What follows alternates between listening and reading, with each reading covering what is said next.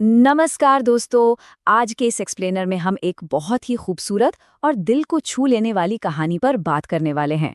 हमारी आज की थीम है भारतीय विरासत की लिक्विड एनर्जी। सुनने में थोड़ा मॉडर्न लग रहा है ना, लेकिन यकीन मानिए ये हमें राजस्थान के एक छोटे से गांव भैरवपुर की एक ऐसी शानदार संवेदी यात्रा पर ले जाएगा जहां एक पूरा गांव अपनी खोई हुई सांस्कृतिक जड़ों को फिर से ढूंढ रहा है। तो चलिए बिना किसी देरी के इस रोमांचक सफर की शुरुआत करते हैं। आप सबने कभी ना कभी तो सावन की पहली बारिश महसूस की होगी, है ना? जैसे ही बरसात की पहली बूंद भैरवपुर की सूखी मिट्टी पर गिरती है, आहा, वो खेतों से उड़ती मिट्टी की सौंधी सौंधी महक, वो जो खुशबू होती है ना, वो सीधे दिल में उतर जाती है।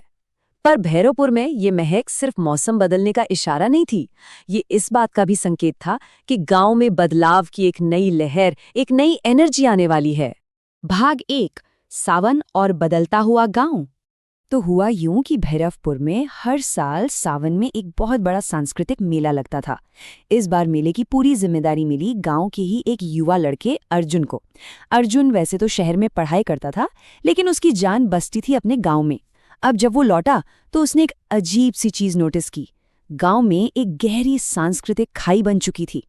एक तरफ गांव का वो रंग बिरंगा अतीत था, जहां लोकगीत थे, कठपुतली के खेल थे, लोग एक दूसरे से जुड़े हुए थे। और दूसरी तरफ आज की असलियत, जहां बच्चे दिन भर मोबाइल फोन की स्क्रीन से चिपके रहते हैं, युवाओं को अपने ही लोकगीत उबाऊ लगने लगे हैं। मतलब डिजिटल दुनिया ने उस असली देसी कनेक्ट को कहीं ना कहीं बहुत कमजोर कर दिया था। भाग 2, अर्जुन का नया दृष्टिकोण। भाग 3, सांस्कृतिक मेले की तैयारी। अब अपनी संस्कृति को ऐसे धीरे धीरे गायब होते देख अर्जुन को बहुत बुरा लगा। उसने ठान लिया कि भाई इस बार का मेला तो ऐसा होगा कि हर एक इंसान को अपनी संस्कृति पर गर्व महसूस हो। और आप मानेंगे नहीं, अर्जुन के छोटे से कदम से पूरे गांव के माहौल में एक गजब की पॉजिटिव एनर्जी आ गई। महिलाएं एकदम खुशी खुशी रंग बिरंगे पारंपरिक कपड़े सिलने लगी। हमारे बुजुर्ग अपनी पुरानी यादों के खजाने से लोकगीतों की रिहर्सल करने लगे। और सबसे कमाल की बात बताऊं, वो छोटे बच्चे जो कल तक मोबाइल में गेम खेल रहे थे ना, वो अब ढोलक की ताल पकड़ने की कोशिश कर रहे थे। पूरे गांव ने मिलकर रंगोली और झालरों से गांव को सजाना शुरू कर दिया। ये सिर्फ एक मेला नहीं था, ये 2 पीढ़ियों का मिलन था। भाग 4, देसी स्वाद, लिक्विड एनर्जी। और फिर फाइनली मेले वाली वो जादुई रात आ ही गई।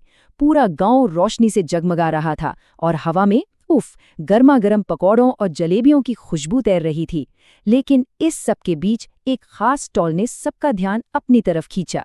यहाँ कोई फैंसी कोल्ड ड्रिंक नहीं मिल रही थी, बल्कि मिल रहा था हमारा अपना बेल का शरबत, आम पन्ना, गन्ने का रस और ठंडाई। अर्जुन ने बड़ी ही चतुराई से इन्हें एक बड़ा ही मजेदार नाम दिया, इंडियन लिक्विड एनर्जी। है ना कमाल का नाम? और सच कहूं तो ये सिर्फ प्यास बुझाने वाले ड्रिंक्स नहीं थे, ये वो धागे थे जो दिलों और रिश्तों को आपस में जोड़ रहे थे।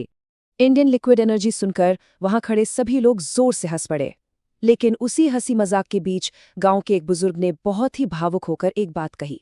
उन्होंने कहा, बेटा, यही असली भारत है। यहाँ हर स्वाद में प्यार और अपनापन होता है। सच में कितनी गहरी बात है ना ये। हमारे इन स्थानीय खानपान और परंपराओं में सिर्फ कुछ चीजें या रेसिपी नहीं होती, बल्कि पीढ़ियों का बेशकीमती प्यार छिपा होता है। भाग 5, संस्कृतियों का महासंगम। अब रात गहरा रही थी और गांव की धड़कनें लोकवाद्यों की ताल के साथ साथ तेज होने लगीं। कार्यक्रम की शुरुआत एकदम पारंपरिक और पवित्र तरीके से हुई, छोटे बच्चों की गणेश वंदना के साथ। इसके तुरंत बाद लड़कियों ने ऐसा शानदार घूमर नृत्य किया कि ढोल की थाप पूरे मैदान में गूंज उठी। लोग तालियां बजा बजाकर झूमने लगे। इसी बीच अर्जुन ने मंच से एक बहुत ही पावरफुल मैसेज दिया। और फिर इस जादुई रात का समापन हुआ एक विशाल सामूहिक नृत्य के साथ, जहां बांसुरी और मंजीरे की धुन पर पूरा का पूरा गांव एक साथ नाच रहा था। इमेजिन करके देखिए क्या नजारा रहा होगा।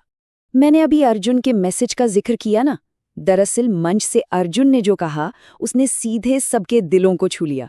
उसने कहा, भारत सिर्फ एक देश नहीं है, बल्कि संस्कृतियों का एक बहुत बड़ा संगम है।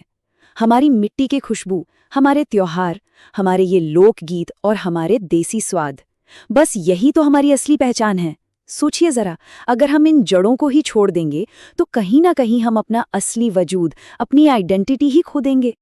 अर्जुन की इन बातों का असर ये हुआ कि वहां मौजूद हर शख्स की आंखों में अपनी संस्कृति के लिए एक नया गर्व और चमक आ गई। सबसे बड़ी जीत तो तब दिखी जब वो बच्चे जो मेले की शुरू होने से पहले तक मोबाइल स्क्रीन में कैद थे, वे अब लोक नृत्य सीखने और अपनी संस्कृति के रंग में रंगने के लिए बेताब दिख रहे थे। भैरवपुर का वो सावन मेला अब सिर्फ एक साल भर का इवेंट नहीं रहा था, वो भारतीय संस्कृति की एक नई और जीवंत शुरुआत बन चुका था। जब वो शानदार रात खत्म हुई तो अर्जुन ने आसमान की तरफ देखकर बस एक हल्की सी मुस्कान दी। उसे समझ आ गया था कि किसी भी समाज की असली ताकत उसके लोगों के आपसी प्यार और उसकी संस्कृति में ही बसती है। जाते जाते मैं आप सभी के लिए एक सवाल छोड़ना चाहूंगी।